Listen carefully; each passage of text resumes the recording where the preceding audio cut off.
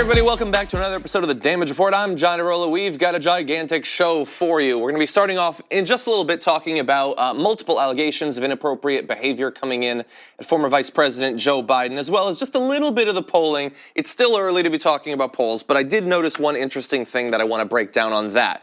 One of the big differentiators between support for Joe Biden and for Bernie Sanders, the two leading candidates in most of the polls that I've seen. We're going to be closing out the show with Meanwhile In, taking a look at interesting news from around the world. We've got some good ones. And we've also got two great guests that are going to be joining us. So a little bit later on, Ken Klippenstein of TYT Investigates. He's got one of his Freedom of Information Act requests has turned up possible legal action against an organization and a person that I don't like talking about on this show, but bad things might be coming down the road for them, so we're going to talk about them, and you'll have to wait a little bit to find out who it actually is. I'm going to minimize how many times I have to say that person's name, if possible. In just a little bit, we've got Vicky Ward, author and investigative journalist, is going to be on to talk about her new book, Kushner Inc, Greed, Ambition, and Corruption. We're going to try to learn a little bit about Jared Kushner and Ivanka Trump.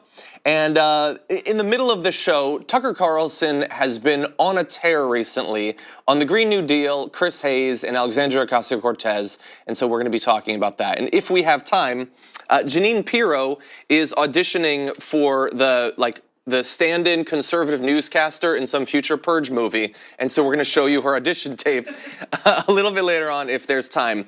Before we get to the news, though, I just want to make sure that you understand, there are a lot of people that do whatever this job that I somehow stumble into, they want you to believe that they are infallible, that their predictions are always right, that their instincts are always right. But I want you to know that I am a complete moron. And the reason for that is, despite being way older than you should need to be to understand this last weekend, I went walking on the beach, brainstorming about life and my career, and it didn't seem like a particularly sunny day. But my shoulders are like the surface of Mercury right now. They have been boiled down multiple levels. So you might be wondering, John, why aren't you wearing a jacket? Because even the weight of a simple wool jacket is like irons being pressed on my flesh. And so that's why I'm wearing a t-shirt. I apologize. I'm stupid. Anyway, with that said, why don't we move on? So, Joe Biden's biggest issue in the Democratic primary was always going to be this guy named Joe Biden and all of the things that he's gotten up to over the years. And we knew that, the creepy Joe Biden memes and all of that, those were going to come back during the primary. And now there's new allegations of creepy behavior. And so I want to break it down and give you some different people's perspective on what this means for the primary going forward. So first, the facts. A former Nevada state legislator named Lucy Flores wrote a personal essay the New York Magazine published back last Friday, in which she describes an encounter with Biden at a 2014 campaign event. Flores says the then vice president came up behind her, touched her shoulders, and kissed the back of her head. The behavior, she says, wasn't criminal, but it made her feel uncomfortable. And just a couple of days after Lucy Flores' account, Amy Lapos, a former congressional aide who recalls Biden rubbing noses with her at a 2009 fundraiser, similarly says the incident, quote, wasn't sexual, but also that there's absolutely a line of decency and, quote, a line of respect that Biden crossed. And look, there have been obviously many other instances of this. If you look online, people have put together different shots of him touching people or little video montages. In some of those cases, the women in those pictures have come out and said that the photo is taking the situation out of context and they didn't feel uncomfortable. But in other situations, the women do say that they feel uncomfortable. What they want to come out of that might differ. And even in these two cases, we do have that with Lucy Flores very much wants an apology. She wants to talk to Biden. He has sort of addressed this kind of around the edges and said, the same thing basically that many of his defenders are saying, is that he has always been this way. It's not sexual. He's just oddly affectionate with people in a lot of different circumstances. And sometimes it looks kind of bad. Sometimes it looks really bad. And again, I want to go back to the point at the beginning. This was always going to come up. And I have to wonder, I know some people are responding to these new allegations coming out as this is an Oppo research dump, which is a great way of putting bad news for a candidate. But I wonder, Biden could have announced a week ago or a month ago or 3 months ago. I mean, other people did. And so I have to wonder, is it possible that Biden is curious how much of this will come out and how much damage it will do. Is it possible that he is waiting to see if he should announce based on how much pushback he gets for the things that, again, we all knew were going to come up? The creepy Joe Biden stuff is, like, I would say, neck and neck with the weird racial remarks stuff from Joe Biden in the past as two things that we know there's a long documented history of that were likely to come out. And so it remains to be seen now, how much does it actually bother people? How much, how much pushback against a potential candidacy will this actually lead to? So, look, Nancy Pelosi says, I don't think that this disqualifies him from being president. Not at all. But she does say that she feels Biden should apologize, which in terms of criticism, that's as light as a criticism could possibly be, that he should apologize. Obviously, if you make someone uncomfortable, you should apologize. That really doesn't mean much in practice. Now, I know that a strategy in the media recently, since Lucy Flores' account has come out at least, is that if you are another primary contender and if you appear on CNN or MSNBC, they are going to ask you, does this disqualify Joe Biden from running? I saw in the Face the Nation appearance over the weekend of Bernie Sanders, he got that question, and they all basically say the same thing. It'll be up to the voters to decide because pragmatically, yes, that's the only way that it's going to work. He's not actually going to be barred from running from any of these accounts and likely from any that might come up. But it is going to be interesting to see, does this actually drop his support in various, demographic groups in this primary? Now, what they're trying to do when they ask Bernie Sanders that, I believe they've done it with others as well, is they're trying to generate drama. They want either Bernie or whoever. This really isn't about Bernie in this case. This is about access to candidates. They want them to say, no, he shouldn't be allowed to run. And of course, they're not going to say that because then they would be pitched as an extremist that's trying to avoid a difficult primary. It's generating clicks, basically, is what they're trying to do. And others, I think, are jumping in from various points of view to do that exact same thing. So Sean Hannity had an op-ed on Fox News about Joe Biden where he said this: will the Democratic Party hold Joe Biden to the same, quote, believe all women zero tolerance standard that they have utilized so vigorously against Republicans? And by the way, where are all the Judge Kavanaugh I believers? So a standard trick of the right wing is pretend that there is hypocrisy that isn't there. I have not heard many people saying Lucy Flores is lying or, Amy is lying or any of these women. And how could we? You can literally see the footage of many of these types of incidents.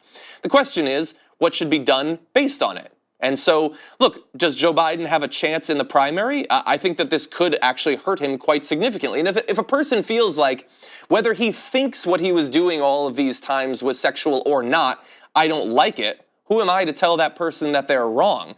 But we do also have to understand that the rubbing noses or kissing on the back of the head is a little bit different than what was alleged against Brett Kavanaugh. I think that everybody understands that there are gradations of this, and attempting to rape someone is different than rubbing noses with them. I think that we all agree that. I think that Sean Hannity on some level understands that, but he's trying to score points. That's all that is. And he is willing to once again use the very serious topics of sexual harassment and sexual assault to try to score cheap political points, while again, totally unnecessarily minimizing the concern of those who felt maybe we shouldn't have a guy who might have tried to rape people on the Supreme Court. So that's another pawn that he's using right there. But then you get into even more ridiculous territory. So just briefly, this is one person, but I've seen this all over Twitter and in op-eds. Mika Brzezinski, I believe it was yesterday, said, is it okay to bring up that this could be politically motivated? And what she is saying there's different versions of this, but the idea is that one of these women is a big Bernie person. And so are they just pretending that this happened, or that it happened and they're pretending that they're offended to hurt Bernie Sanders? This is where Bernie Sanders actually does come in. Before it wasn't important, but here it is. That is the sort of hypocrisy that Sean Hannity is pointing out there that doesn't generally exist, but in some cases does. If you will believe women, unless it might hurt a candidate that you like, then you don't really believe women. You believe women when it's convenient. That's not any sort of laudable standard right there. And if Lucy Flores or if Amy Lapos or if any of these other women felt uncomfortable, first of all, they should not be made even more uncomfortable by having them revealing what happened to them. In some cases, things that they've grappled with for literally years. They should not be made to feel stigmatized because they're bringing that up. Again, that doesn't mean that Biden drops out of the race, that we don't have a primary, that we just crown one candidate right now. But they get to bring up the experiences that they've had, whether it's with Biden or with any other candidate. We talked not too many months ago about the allegations that some people believe that Bernie Sanders didn't discipline someone who had sexually harassed a campaign worker quickly or severely enough. What's interesting is that the sum total of these stories, regardless of who the allegations are against, from a certain perspective in the media, always ends up that Bernie should be the one that actually drops out. So if Biden made these women uncomfortable, is that bad news for Biden or is it bad news for Bernie in the end? Anyway, look, you need to understand what actually happened. It's up to you to decide how serious it is. This is not one of the issues where I feel it's my job to attempt to convince you. But you also need to understand that whether it's Sean Hannity or Mika Brzezinski or whoever, there are people who are coming at this not from a genuine concern for the experiences of women, but to try to shape the primary in the direction they want. It's as simple as that. We're going to take a short break. We come back. Author Vicky Ward is going to be here to break down Kushner Inc. We're going to try to learn a little bit about the secretive pair, Jared Kushner and Ivanka Trump, after this. We need to talk about a relatively new show called the Republic, or UNFTR. As a Young Turks fan, you already know that the government, the media, and corporations are constantly peddling lies that serve the interests of the rich and powerful. But now there's a podcast dedicated to unraveling those lies, debunking the conventional wisdom. In each episode of On the Republic, or UNFTR, the host delves into a different historical episode or topic that's generally misunderstood or purposely obfuscated by the so-called powers that be. Featuring in-depth research, razor-sharp commentary, and just the right amount of vulgarity, the UNFTR podcast takes a sledgehammer to what you thought you knew about some of the nation's most sacred historical cows. But don't just take my word for it. The New York Times described UNFTR as consistently compelling and educational, aiming to challenge conventional wisdom and upend the historical narratives that were taught in school. For as the great philosopher Yoda once put it, you must unlearn what you have learned. And that's true whether you're in Jedi training or you're uprooting and exposing all the propaganda and disinformation you've been fed over the course of your lifetime. So search for UNFTR in your podcast app today and get ready to get informed, angered, and entertained all at the same time.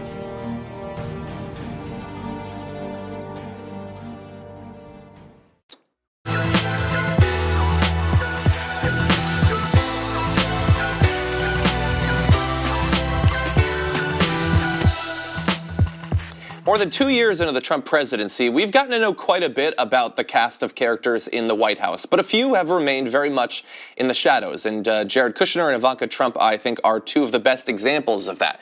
It's been 2 years, but we still don't know that much about them or why they're in the White House at all. And joining us now to help break it down, author and investigative journalist Vicky Ward, author of Kushner Inc, Greed, Ambition, Corruption. Vicky, welcome to the Damage Report. Thank you, John. Very glad to have you here. And I'm curious, why did you decide to engage in this multi-year process of investigating specifically Jared and Ivanka? What made them your targets? Yeah, so I sort of saw the signs early on that they were perhaps not what we all thought they were, what we all hoped they would be, right?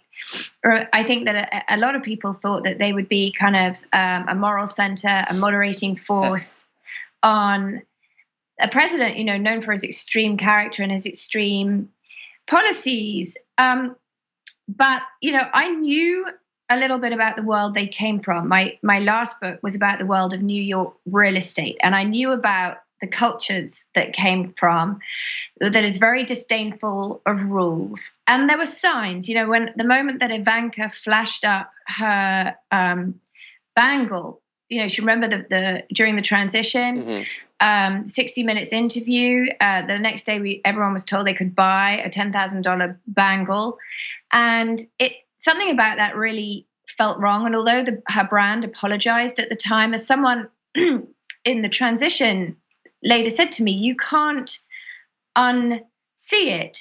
And then the story that broke just before the inauguration about Jared, the fact that he had been meeting in the first weekend of the transition with the Chinese, a big Chinese insurance company whose chairman right now is in jail for life, actually, to try and save this troubled building, this like financial albatross around the Kushner family's shoulders. And he'd been doing that at the same time as he was hosting the Chinese government on behalf of the transition at Kushner Company's headquarters. And it was that kind of behavior. And then, when I started seeing Ivanka meet with like the Chinese Premier Xi, and suddenly China gave her company all these trademarks. It was those, and suddenly we learned that Jared had omitted all these meetings from his security clearance forms. That's when I thought, I've got to start digging. Mm-hmm. So that's interesting. So look, it seems like the three subtitles to your book, Greed, Ambition, Corruption, it seems like while they've been there, they have certainly been enriching themselves in a number of different ways. And it's possible, I guess, that that's one of the reasons that they were installed in the White House in the first place. But I am curious, the odd level of trust and responsibility that Donald Trump places on them, for instance, putting Jared Kushner in charge of virtually every project, are they just there to enrich themselves and the families, or does Donald Trump actually believe that they can be trusted or qualified to be top-level aides like they are? Well, look, Trump has run a family business, all right? I mean, both Jared and Ivanka grew up in family real estate businesses. And so, I mean, this is what you're seeing. I mean, the White House is being run like a business. And I think that sort of we as journalists need to really cover it like that, and not in a traditional way. But I also think that, I know from my reporting, it wasn't so much that Trump put Jared in charge of everything. It was that Jared took everything. I mean, Rex Tillerson's great mistake was that he actually thought that just because he had the job title Secretary of State, that meant that he was Secretary of State. But it was Jared who wandered in and said, I'm taking the Middle East. And before he knew it, Rex Tillerson was horrified to sort of discover that it was Jared pushing for the first official visit to be, to of all places, Saudi Arabia, not a place that shares democratic values with us. Mm-hmm. And and then Rex Tillerson and Mattis that were cut out of Jared's communications, as we now know, with the Saudi Crown Prince and with all the other leaders in the region, which is why they had no idea that then this country, Qatar, which has an American air base, but is a rival of Saudi Arabia, was then blockaded. And that's when Tillerson and Mattis really got alarmed by Jared, because it became very, very dangerous for our national security. I think that the interesting question is, how much of this does Trump actually know about Jared's meddling? That is not clear. I mean, Trump, for example, did not even know that Qatar had an airbase. Okay.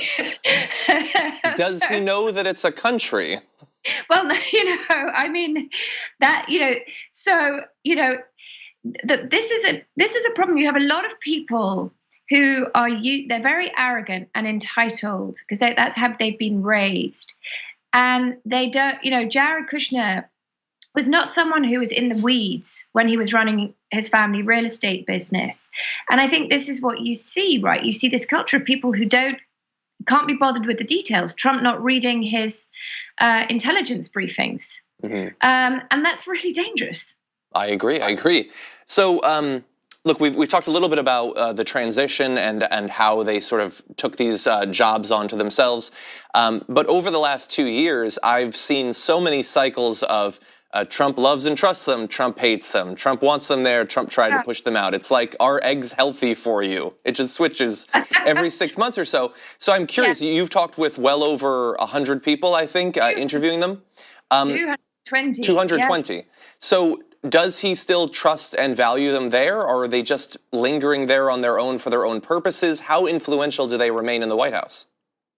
Look, he will stick by them. I mean, you use the word, it's the right word, cycles. It does go in waves. But nothing bothers the president more than when people other than him, including Jared and Ivanka, bring him bad press. Mm-hmm. So, so he was really, really annoyed, for example, about the story about their misuse of emails, because that's what he'd gone after Hillary Clinton with. Really, really upset. And that's why I report in the book at one point, he asked John Kelly to just get rid of him, but then he couldn't pull the trigger.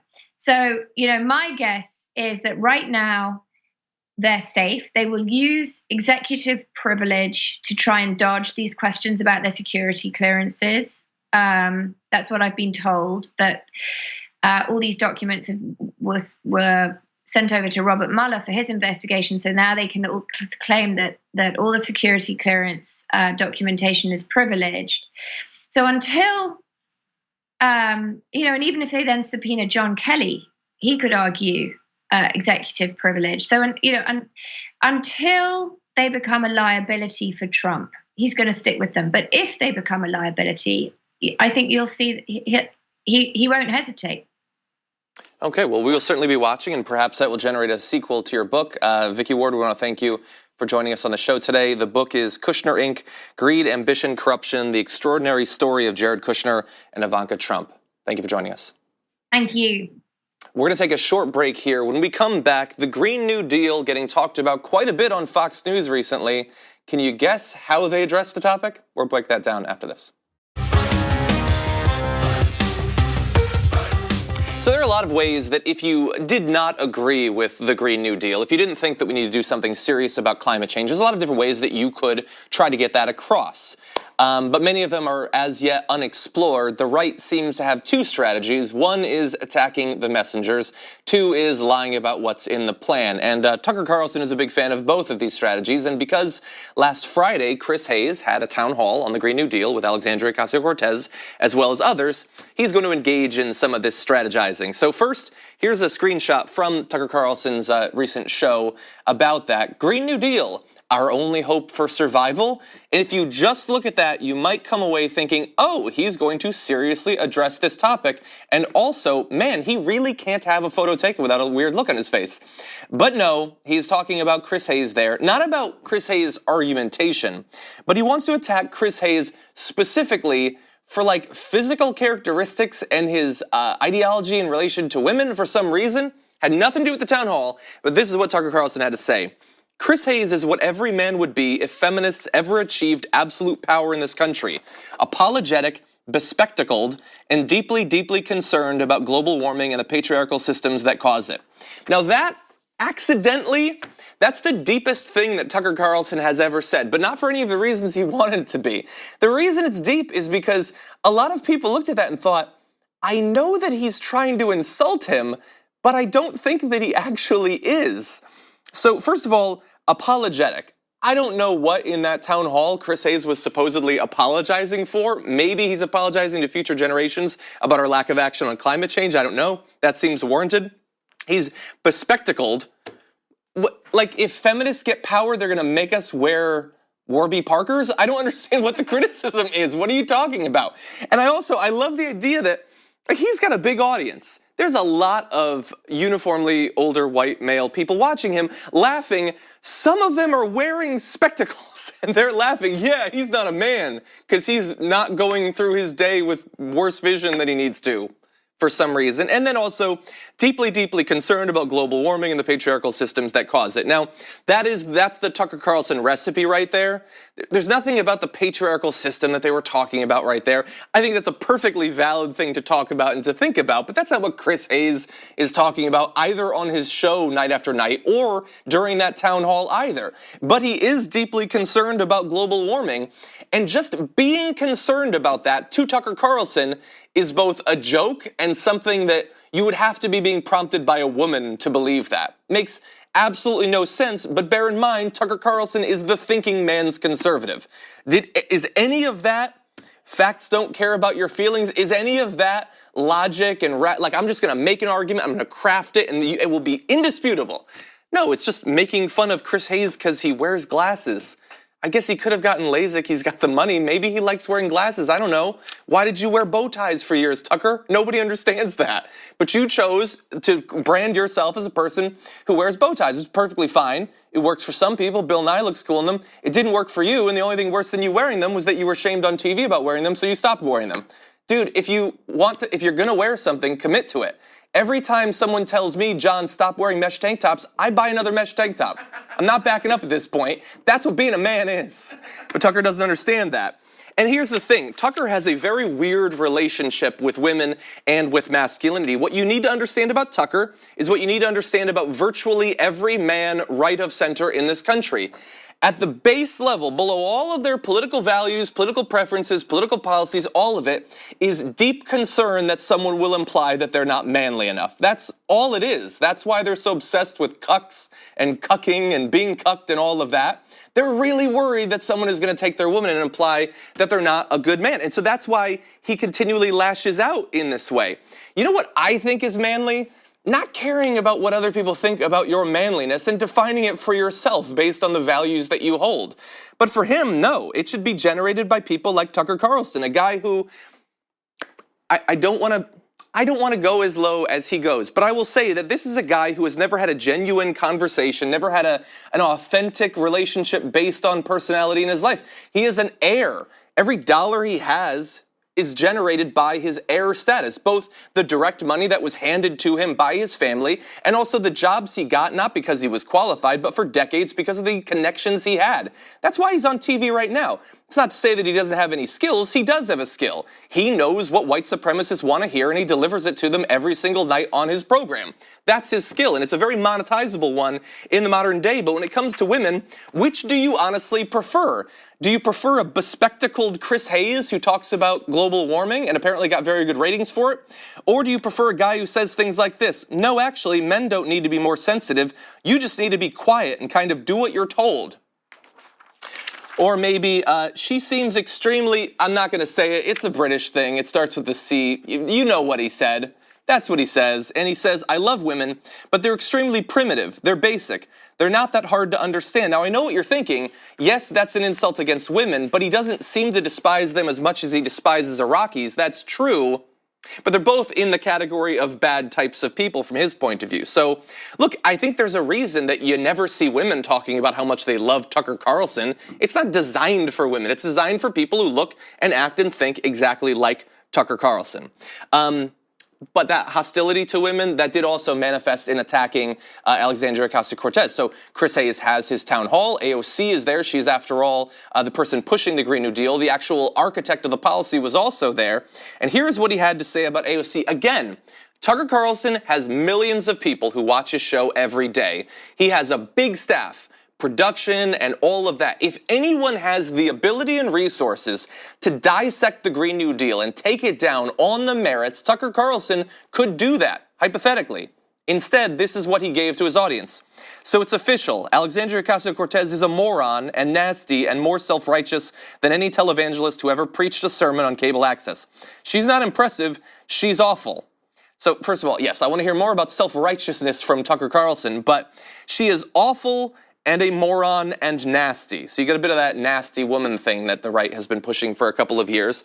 And again, this is a guy who is respected on the right for being able to take down leftists with razor-sharp wit and argumentation. She's a moron. That's what he said to Rutger Bregman, the economist, that made him look so silly in his interview that they didn't actually even air it. This is the best that he actually has. The problem is not that he's ill-equipped to actually convince people on the merits against this policy, but that he doesn't have to. The bar is below the ground. Everybody watching Tucker Carlson's show already agrees with him on this. They don't need to be told why they shouldn't support the Green New Deal or why they shouldn't support AOC. They just need to be told that she's some sort of insult. They want to see someone attacking her. That's what they want. That's what they tune in for. God, we are partisan people. Now, on AOC's part, she had some insults being thrown around during the actual Green New Deal town hall, and here's how she addressed one of them in real time. So is it possible that we say, listen, climate change is the thing that we're seeing the whites of its eyes, we've got to act now.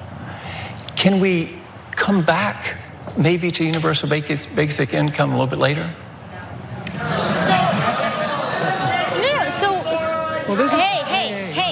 Hey. That's unacceptable, and that's the difference between me and Trump. Yeah. That's good. I appreciate that. I disagree slightly with the Congresswoman. I think that is the least of the differences between her and Trump, but it is a difference. She was surrounded, I have to assume, by a crowd that is probably at least somewhat favorable towards her and the Green New Deal, but she was still willing to say, no, that's unacceptable because they yelled moron at that former Republican congressman. She's willing to do that. And that is something. Now, we had been talking before the show, Brooke and I, about how she also said that Republicans had made fools of themselves, which I agree with Brooke is insulting Republicans. And I think we both agree that it's objectively true that they did make fools of themselves. And the thing is, it might seem like because I defend that, but I'm attacking Tucker Carlson for calling her a moron, that I'm being a hypocrite. I don't think that I am. It would be hypocritical for me to applaud that sort of name calling and then say, and that's why I am the arbiter of all that is rational and logical. I don't. I'm stupid. You shouldn't listen to me. But Tucker Carlson really does want you to believe that he is the smartest man on television. He certainly seems to believe it himself. I am only smart enough to know that what I think doesn't really matter. But anyway, I think that she's right there. She also tweeted, when someone called a former Republican congressman a moron at our televised town hall, I shut it down immediately because I believe our policies can win on merit and can be improved with productive discourse. You know, we're winning when the GOP resort to vapid personal insults. And there's nothing I would like more in the world than to get back to discussing climate change and possible ways to address that threat based on the merits, based in the policy, and that's generally what we do. But when there is this ongoing campaign against people like either on the political side, AOC, or on this particular issue, someone like Chris Hayes, I do think that we cannot allow those attacks to simply go unanswered. And so that's why I felt it was worth covering on the show today. There was so much more we unfortunately couldn't get to. It'll probably be on tomorrow's show. We do have to take a break, though, because when we come back from this, Ken Klippenstein is going to be joining us. He's been doing more Freedom of Information Act requests, and this is going to make me sound like a nerd, but that's always fun after this.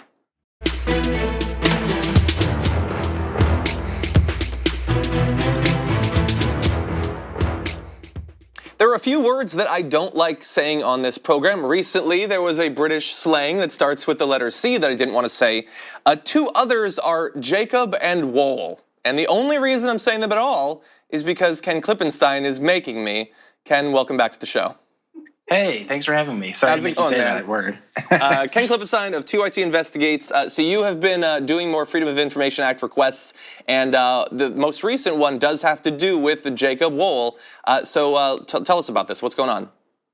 So I requested records from the FBI under the Freedom of Information Act, FOIA for short, and the firm that I requested was called Surefire Intelligence. This was a firm tied to Wohl that produced fraudulent claims of sexual misconduct against Robert Mueller. And Wohl ended up doing a press conference where he distributed a dossier of these, false allegations. And the dossier was apparently created by Surefire. And what I heard back from the FBI was that there's an ongoing law enforcement investigation into Surefire, suggesting that the FBI is investigating, Wohl's company. It's interesting that you bring that up, because at the time when that whole thing blew up in his face, doing no lasting damage because awful people never have any consequences in the modern era, it certainly seemed like he had been breaking some sort of law.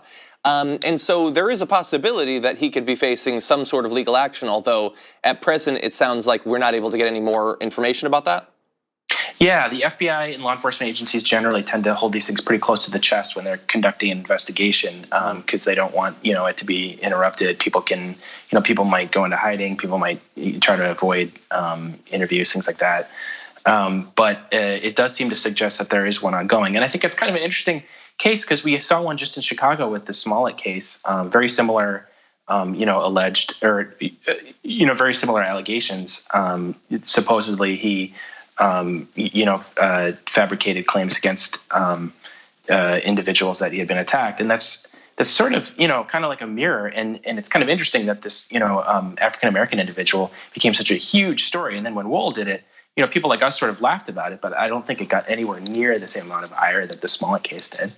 Yeah, you bring up some really questionable things that he's done. I don't think that we should let slip by that he had a fake bodyguard at one of his press conferences with an Airbud in his ear pretending that he was like Secret Service or something. I think he should be thrown in jail for that as well. But so I'm curious, what made you file the FOIA request about Surefire Intelligence in the first place? Often when I do FOIA, I get tips, and FOIA is a nice tool because you don't have to rely on anonymous sources. But in this case, I just saw all the incredible claims being produced by Surefire Intelligence, where they were literally paying or trying to pay women to fabricate these allegations against Mueller. So I thought, oh boy, there's got to be something there. And then when Mueller's spokesperson said that they had referred the matter to the FBI, then I knew, I have to see if there's something here. And so that's kind of what compelled me to do the request. And you might be onto something, and I'm hoping that people spread your new story, which is available on 2IT's website, because I do think that people should be continuing to follow this up. I don't want him to be one of the right-wing fake investigative grifters that are allowed to continually lie and have no consequences. And so my next question, I guess this is less me asking you as a 2IT Investigates reporter and more as a person who gets what's going on online. Is he being taken seriously still after all of the different times that he's owned himself and sent himself death threats and all of that? Is he considered a serious figure still, at least by some people? I don't think he is by a lot of people, but I think it's a mistake to write him off, because we should remember, some of the most powerful demagogues started out as total clowns that, no one took seriously. Alex Jones and InfoWars might be one example, someone we all laughed at for years, and then they got press pass to the White House. People like, Mike Cernovich. These are guys that definitely have comical, qualities. But I don't think that's, mutually exclusive from them being dangerous or being able to, fan the flames of, fear and confusion that are characteristic of the era in which we live. Yeah, I certainly agree. That is my concern. And that's why generally, unless it's really necessary, I don't like to talk about him at all. But it just occurred to me, and I'm curious what you think about this. Of all, I despise him because of what he represents as an individual and in terms of where our culture is going. But I wonder is there anyone who hates him more than the Project Veritas guy that I can't remember? Because he really has taken over his niche, hasn't he? Oh, is there a turf war going on between them? I didn't know that. I don't know. I haven't actually looked into this, but he was the guy that would make up these fake investigations that would amount to nothing, but it wouldn't matter because nothing matters. And now Jacob Wohl has sort of taken over that real estate.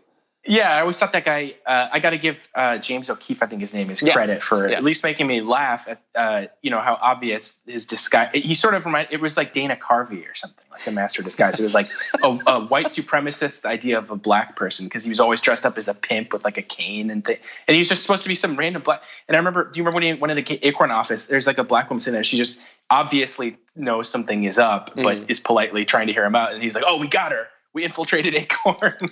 Yeah. Unfortunately, the joke was sort of on us because Acorn was eventually destroyed as a result of that complete sham. Perfect example, right? Yeah. Totally ridiculous, funny, but not, without its threats to democracy, unfortunately. Exactly. And thankfully, we've got you investigating those threats to democracy. So as always, Ken, thank you for joining us on the show. Thanks so much for having me. We're going to take a short break. We come back a little bit more time. We're going to be taking a tour around the world and its news in Meanwhile In.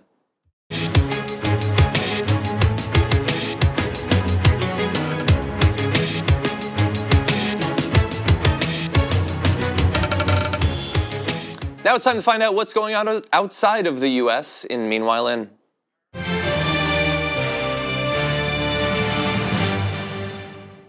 Meanwhile, in Ukraine, their next president might literally be a comedian, and that's no joke. With just over half of the ballots counted early on Monday, Volodymyr Zelensky had 30.2% of the votes.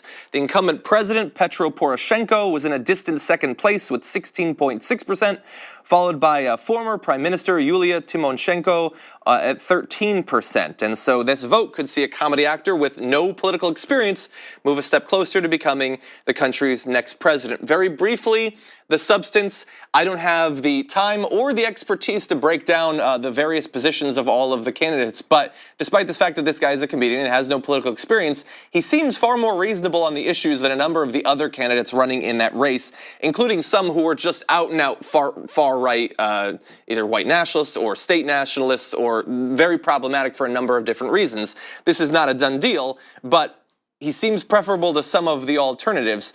And also, if anyone in the U.S. looks at what's going on in the Ukraine and says, those fools, they're electing someone from TV to be their president, glass houses and all that. They exist both in the Ukraine and the U.S.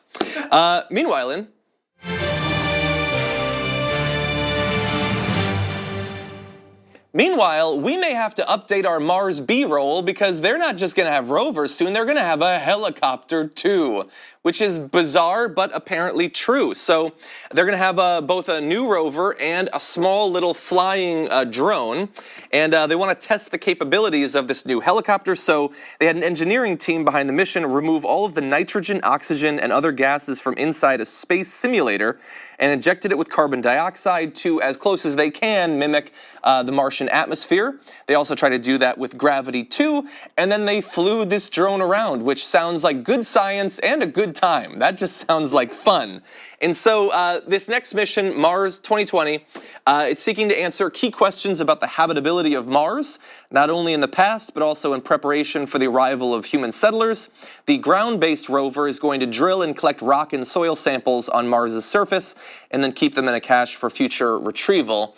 I'm assuming for future drones, but also for eventually within the next 15 years or so, when humans actually make it there. I do have to say, the more we focus on the day-to-day issues in the US and around the world, it makes me feel a little bit uncomfortable to talk about this sort of, exploration throughout the solar system. But I am still a nerd, and I think it's awesome, and I do think that there's a lot that we can learn. I don't think that having some sort of backup option is necessarily a bad thing for our species going forward. But overall, I like big, far-reaching goals like this. I do think are inspirational to the next generation of scientists and engineers, and I do think we need this sort of thing to continue to inspire them. And so if it takes helicopters on Mars, I'm down for that. Meanwhile, in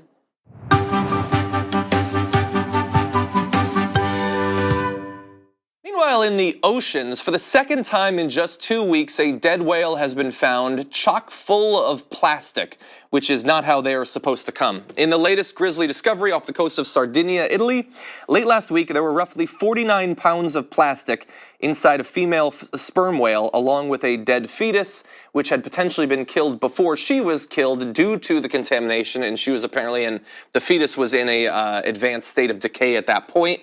So what do you get in your 49 pounds of plastic? Well, you get garbage bags, fishing nets and lines, tubes, a bag of washing machine liquid.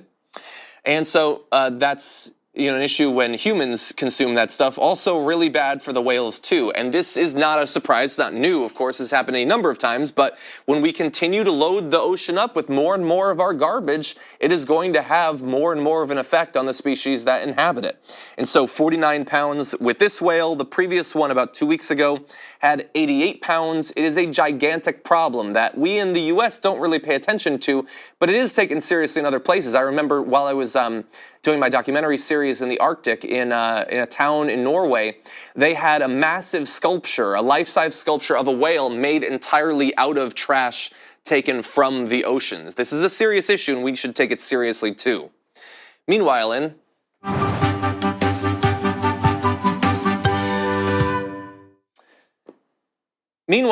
in New Zealand, the Prime Minister Jacinda Ardern has been visiting those still recovering from the tragic shootings last month, and I came across a video going around on Twitter of one of these visits, and I wanted to show it to you.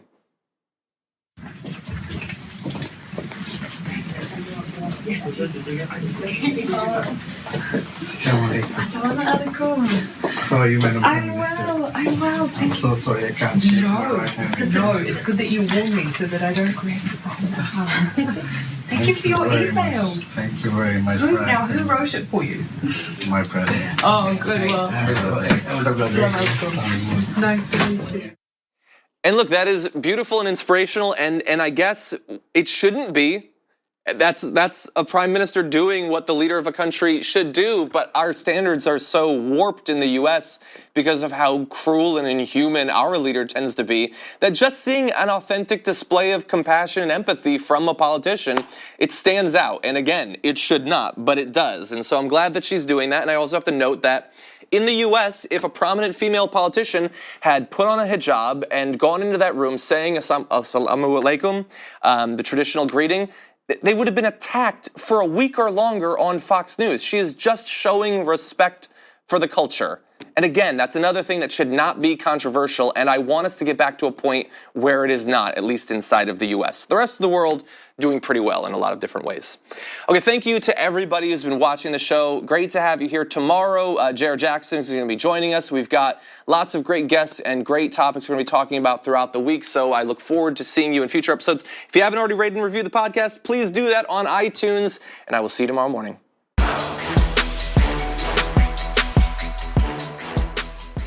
Thanks for listening to the full episode of The Damage Report. Support our work, listen ad-free, access members-only bonus content, and more by subscribing to Apple Podcasts at apple.co/TYT. I'm your host, John Derola. I'll see you soon.